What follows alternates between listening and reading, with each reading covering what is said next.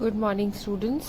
मैंने अपने पिछले लेसन में आपको बताया था कि अब हम पढ़ेंगे we'll do a case study on Taj Mahal. तो जैसे कि हमें पता है फॉर 2 डेकेड्स ताजमहल जो इंडिया का सबसे फेमस टूरिस्ट अट्रैक्शन में से एक है एंड ये भी अब पोल्यूशन की वजह से इट इज़ ऑल्सो अफेक्टेड, जो कि हमारा एक मेजर कंसर्न है। नाउ एक्सपर्ट्स हैव टोल्ड कि जो मार्बल है इसके अंदर द वाइट मार्बल ये डिसकलर होने लगा है and now pollution is not only affecting living organisms, जो जैसे कि मैंने आपको पहले भी बताया था पोल्यूटेंट्स वो होते हैं जिससे living and both non living चीज़ें जो होती है ऑर्गेनिजम्स होते हैं they are both getting affected. So इस केस में we'll study about buildings and monuments and statues जो कि pollution की वजह से affect हो रहे हैं. Now why is this happening? Let's study. Experts want air pollutants are discoloring the white marble. जो एयर में पोल्यूशन है, कंटेमिनेशन है, उसकी वजह से जो वाइट मार्बल है ताजमहल का वो खराब होने लग रहा है, उसका कलर चेंज हो रहा है, it's turning slightly yellowish from white. Main reasons इसके क्या हैं?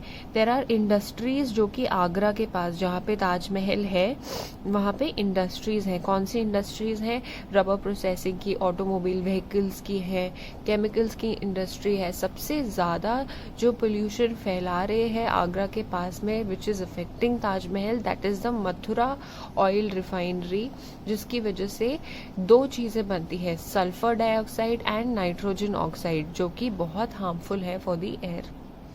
क्योंकि जब ये गैसेस रिएक्ट करती है एयर में, हमें पता है वाटर वेपर होता है, तो वो इन वाटर वेपर्स के साथ में मिक्स होके sulphuric acid and nitric acid बना देती हैं रिएक्ट होने के बाद, जिसकी वजह से जब ये दोनों एसिड बारिश होने के बाद उससे मिक्स होते हैं एंड दैट रेन फॉल्स, वो एसिडिक इन नेचर होती है, जिसको बोलते हैं एसिड रेन।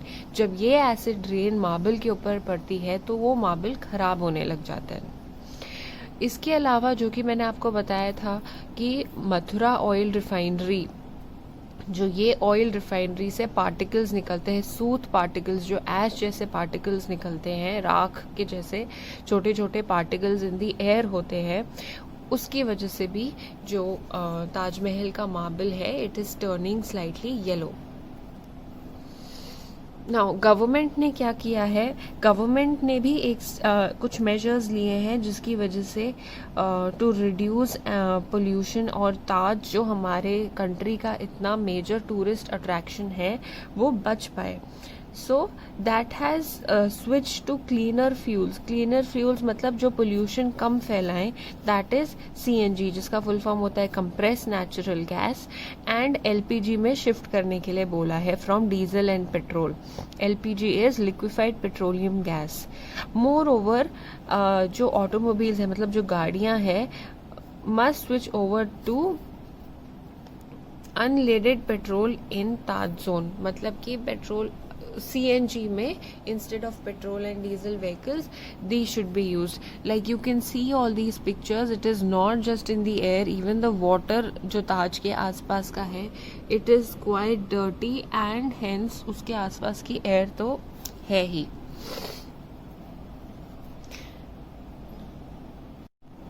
Now हम पढ़ेंगे ग्रीन हाउस इफेक्ट जो हमारे प्लैनेट पे हो रहा है।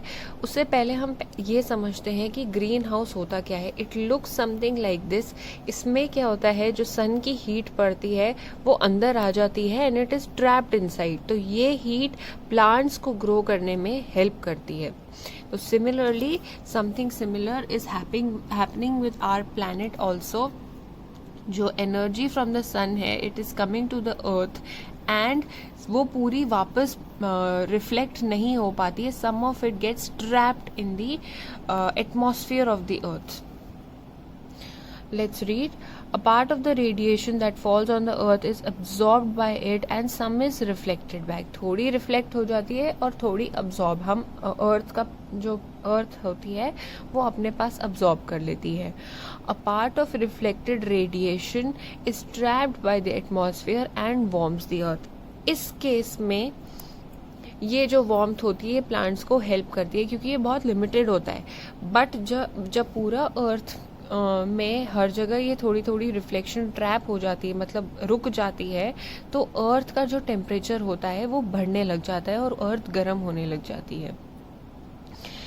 इसमें सबसे ज़्यादा खतरनाक चीज़ क्या होती है, कार्बन डाइऑक्साइड जो CO2 गैस होती है वो इसके लिए रिस्पॉन्सिबल होती है। और अगर एयर में वैसे ये प्रेजेंट होती है, लेकिन अगर इसका प्रोपोर्शन बढ़ जाए तो it acts as a pollutant, ये हमारी एयर को पोल्यूट कर देती है।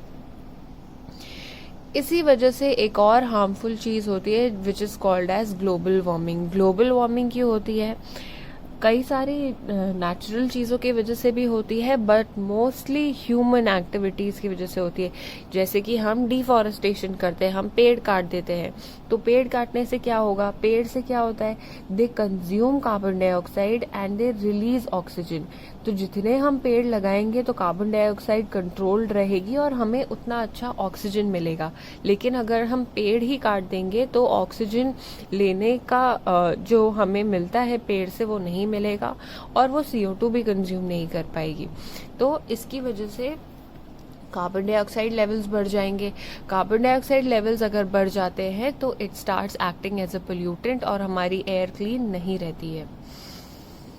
CO2 traps heat and does not allow it to escape into space. Carbon dioxide एक और डेंजरस चीज क्या करती है, वो हीट को ट्रैप कर देती है, रोक लेती है, जो जिसकी वजह से अर्थ का टेम्परेचर बढ़ने लग जाता है और उसको स्पेस में वापस नहीं जाने देती। एज अ रिजल्ट क्या हो रहा है, जो हमारा प्लैनेट अर्थ है इसका जो एवरेज टेम्परेचर है वो धीरे धीरे बढ़ता जा रहा है। जगहों में बहुत गर्मी बढ़ती जा रही है, जिसकी वजह से बहुत ज़्यादा ह्यूमंस को प्रॉब्लम आ रही है, एक्वेटिक लाइफ को प्रॉब्लम्स आ रही हैं, फॉरेस्ट फायर्स हो जा रहे हैं। So many things are happening because of this. Now there are green house gases जो कि पोल्यूटेंट्स होते हैं एंड और ग्लोबल वार्मिंग के तरफ ये और बेनिफिट करते हैं ग्लोबल वार्मिंग को, but they are very harmful. तो सबसे पहले है methane, nitrous oxide, water vapour, carbon dioxide, sulphur dioxide and nitrous oxide. तो ये सारी जो गैसेस हैं these are called as green house gases.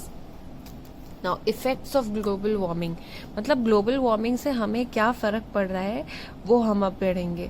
सबसे पहले तो sea levels are rising which causes floods in the coastal areas.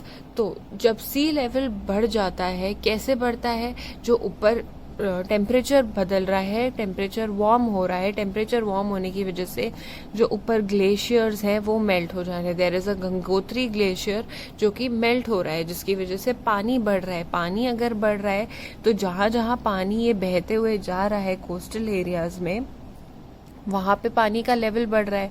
अगर पानी का लेवल बढ़ रहा है तो धीरे धीरे करके ऐसे फ्लड्स आने लग जा रहे हैं।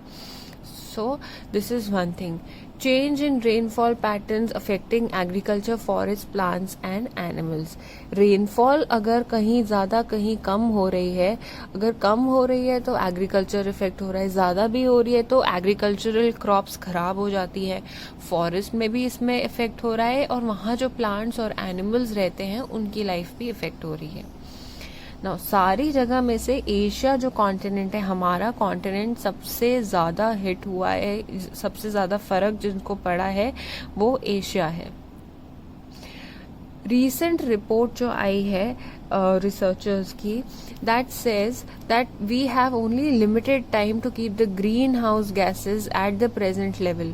मतलब कि जो अभी करंट लेवल है that is also not very safe, लेकिन वो लेवल पे अभी हमारा काम चल रहा है।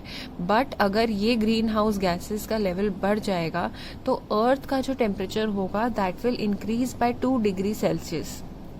Now 2 degree thinking of it doesn't look much, लेकिन अगर प्लैनेट अर्थ का टेम्परेचर 0.5 डिग्री से भी बढ़ता है तो उसका भी बहुत सीरियस इफेक्ट होता है।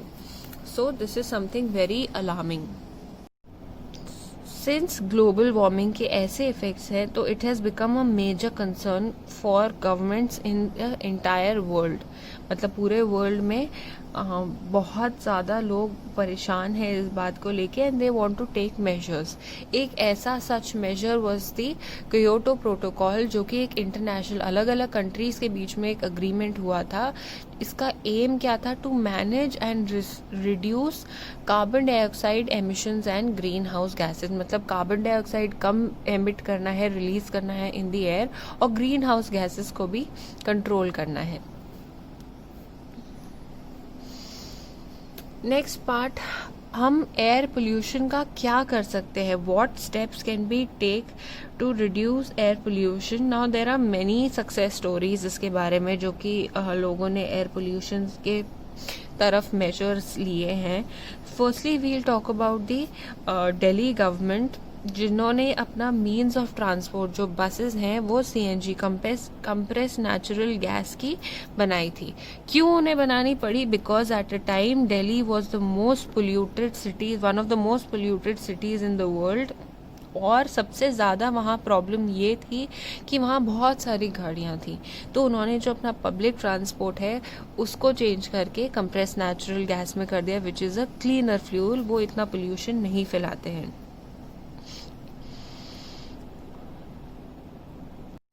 Then there was another campaign, say no to crackers campaign हुआ था, जिसमें कि लोगों ने, बहुत सारे स्कूल्स ने पार्टिसिपेट किया था टू स्प्रेड अवेयरनेस कि दिवाली के टाइम पे जो क्रैकर्स पटाखे फोड़े जाते हैं उससे बहुत ज़्यादा पोल्यूशन होने लग जाते हैं। दिवाली के बाद वाले कुछ दिन होते हैं, the air is covered with smog. Smog हमने पढ़ा था is a mixture of smoke and fog because it is in the winters.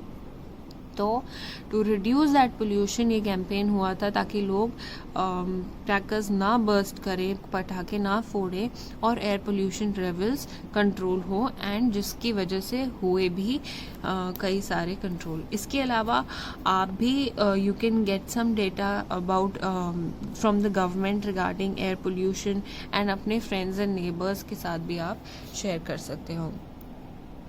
Like switching over to CNG, और फिर there are 3 things that can be done to control air pollution.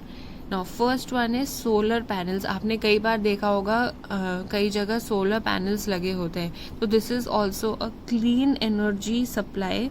इसके अलावा hydro power, जो water की वजह से dams में power generate होती है, एंड विंड एनर्जी, ऐसे विंड मिल्स होते हैं जिसकी मूवमेंट की वजह से एनर्जी जनरेट होती है, तो इससे भी कोई पोल्यूशन नहीं फैलता है। Now what can you do? Now, like, let's take off a time when जब हम सब स्कूल जाते थे, and you have many ways, by walking or going by a cycle or traveling in a bus or a public transport, या फिर अपनी आप individual car use करो, या फिर आप ग्रुप ऑफ फ्रेंड्स कार से चले जाओ। So, इसमें से feasible क्या आप एयर पोल्यूशन की तरफ से अगर आप देखो तो सबसे अच्छी चीज़ होगी that you use a bicycle और go by walking. Now if you want to reduce the amount of pollutants जो कि आपकी गाड़ी एयर में छोड़ रही है, तो कार पूल, मतलब कि जब आप कई सारे फ्रेंड्स एक कार में इन रोटेशन कार ले जाते रहो, that is one thing. And the better one is public transport, की कोई बस से आप चले जाओ, because it is only a single बस जिसमें कि बहुत सारे लोग ट्रैवल कर रहे हैं। तो avoid taking one car to the school और फॉर ट्रैवलिंग एनीवेयर। इसके अलावा एक और मेजर जो हमने लिया है, वन महोत्सव मनाया जाता है, that is every year in the month of July. बहुत सारे कई सारे प्लांट किए जाते हैं। इससे क्या होता है कि धीरे धीरे जो ऑक्सीजन देते हैं हमें प्लांट्स, ये नंबर में बढ़ता है, and the air gets cleaner.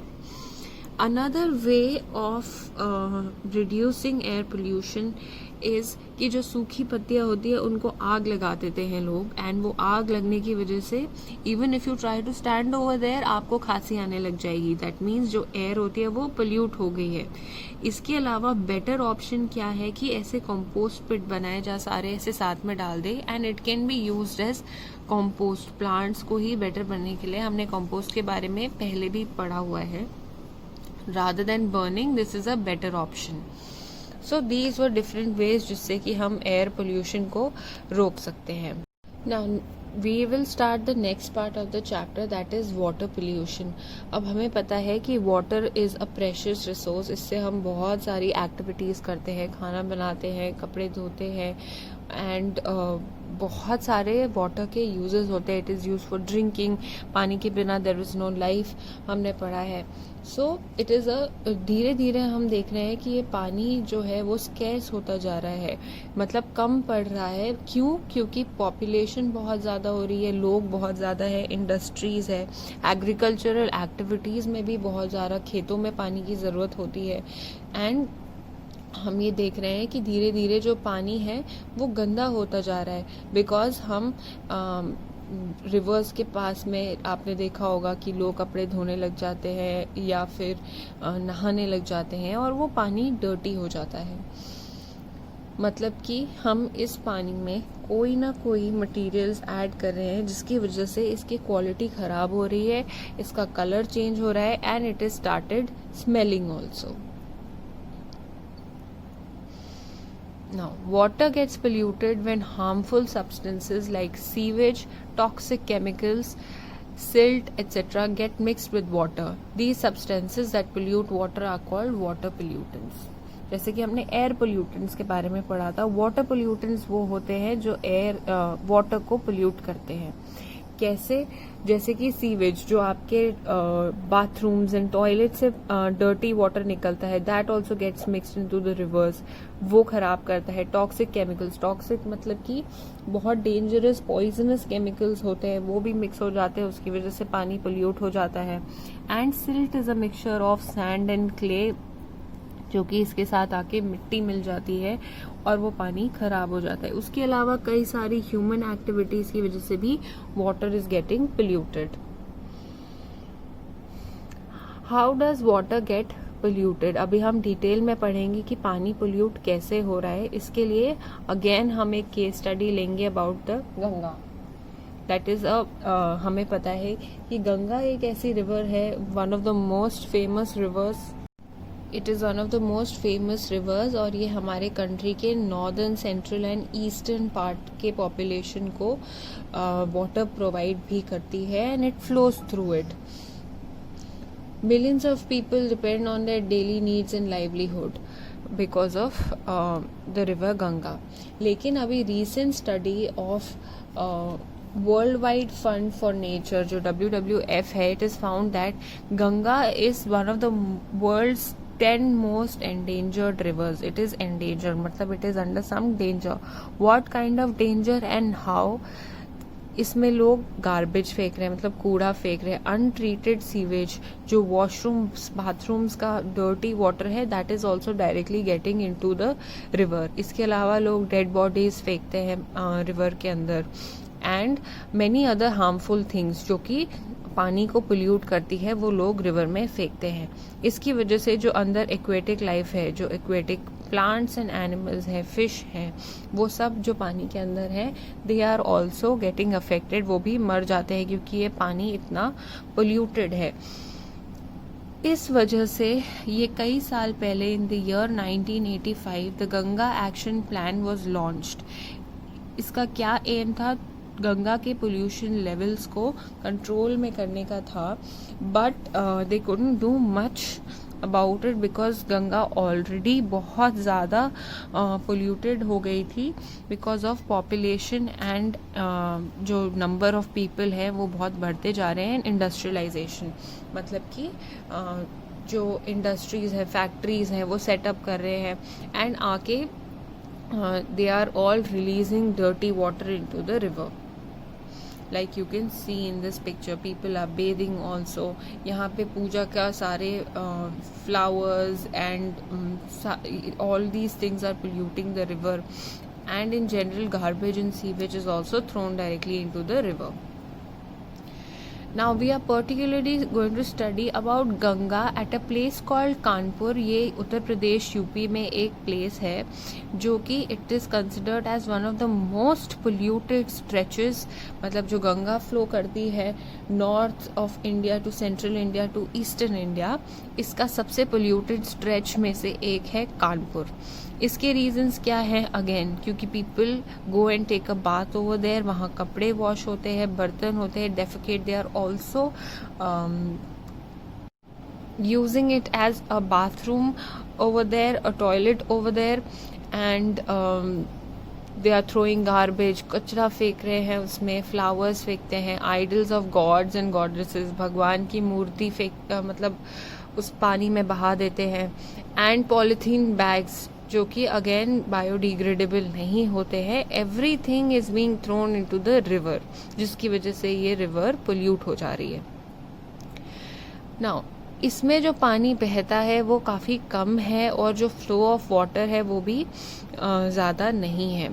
इसके अलावा there is one more reason.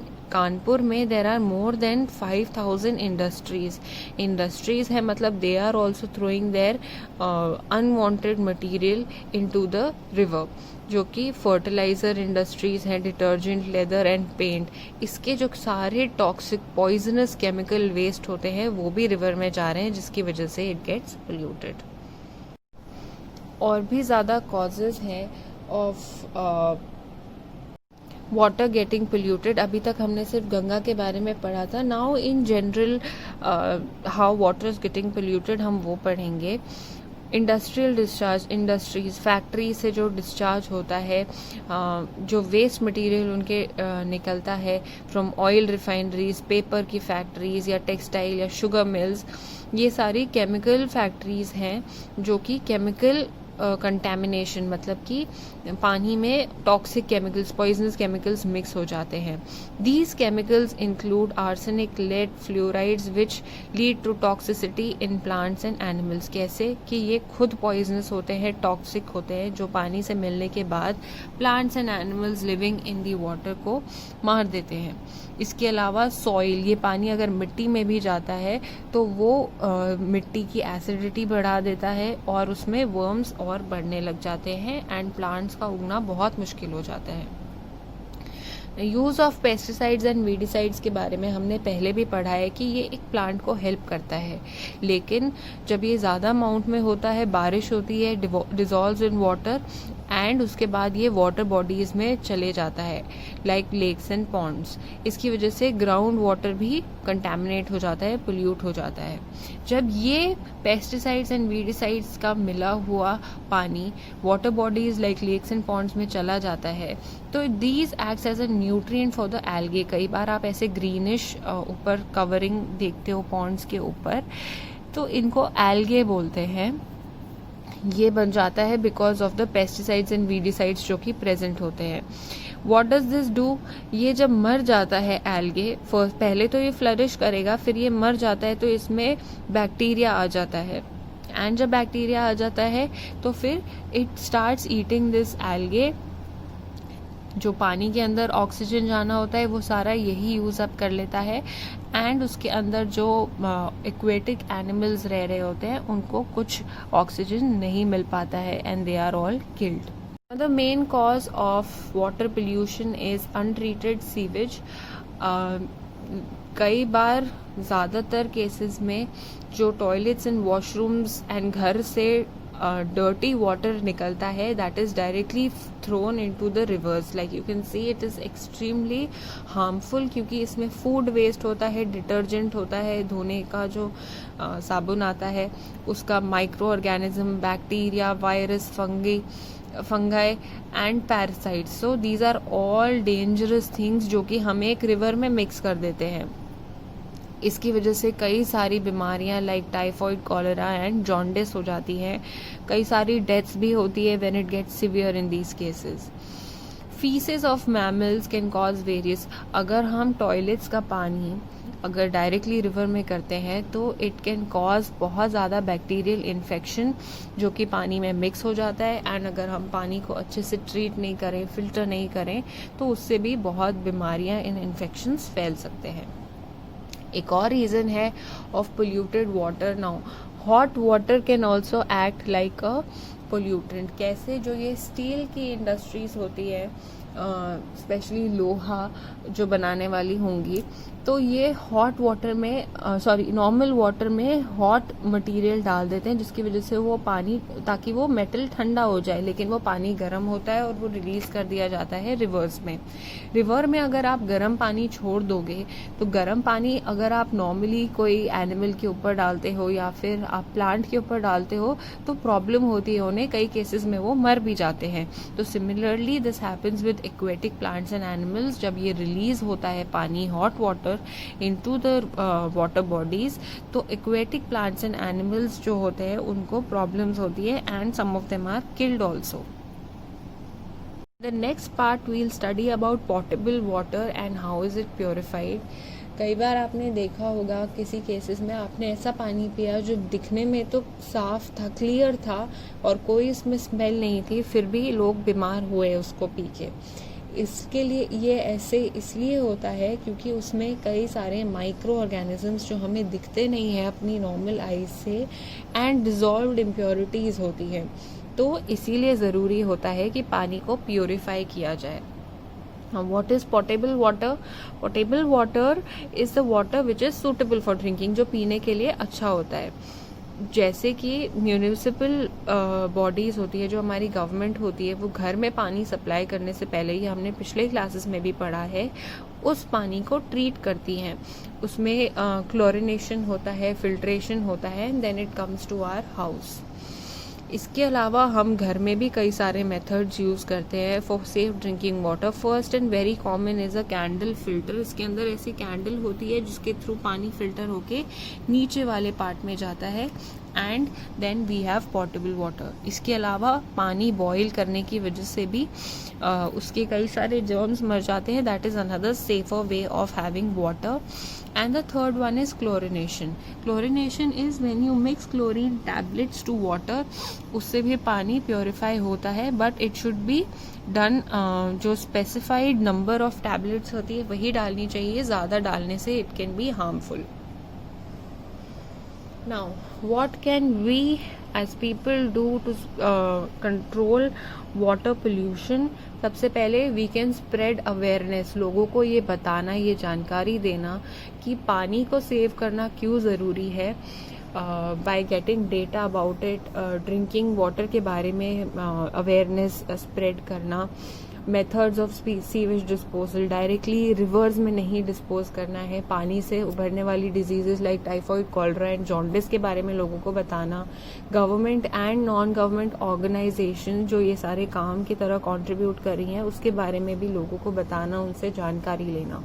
This is what we can do. Industrial units, जो फैक्ट्रीज एंड इंडस्ट्रीज है, उनको अपने जो रूल्स हैं, गवर्नमेंट ने रूल्स फॉलो करवाए हैं कि प्रॉपर डिस्पोजल होना चाहिए, डायरेक्टली रिवर में नहीं कोई भी कंटेमिनेटेड चीज़ें मिक्स करी जाएंगी, so they should also follow these rule. इसके अलावा we should save water. How can we save water? कि most importantly it's mentioned in your textbook also, जब हम सुबह ब्रश करते हैं तो पानी रनिंग नहीं रखना चाहिए, एंड जो हम सब्जी धोने के लिए, फ्रूट्स धोने के लिए पानी यूज़ करते हैं, वो पानी फेंकने के बजाय प्लांट्स में पानी दे सकते हैं। तो you are not using plants के लिए पानी, अगेन आप यूज़ नहीं कर रहे हो, तो you are saving on to that water.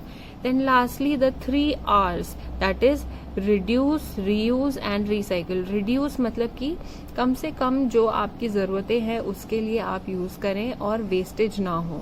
Reuse मतलब अगर आप वापस यूज़ कर सकते हैं कोई चीज़ को तो यूज़ करें। स्पेशली हमने यहाँ एग्जाम्पल लिया था of washing vegetables and fruits और उसको फिर प्लांट्स में डालने के लिए।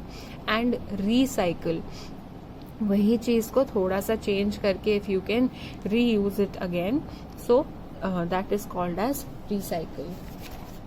So students, with this we have completed our chapter, and next class may we'll be doing our question answers. Thank you.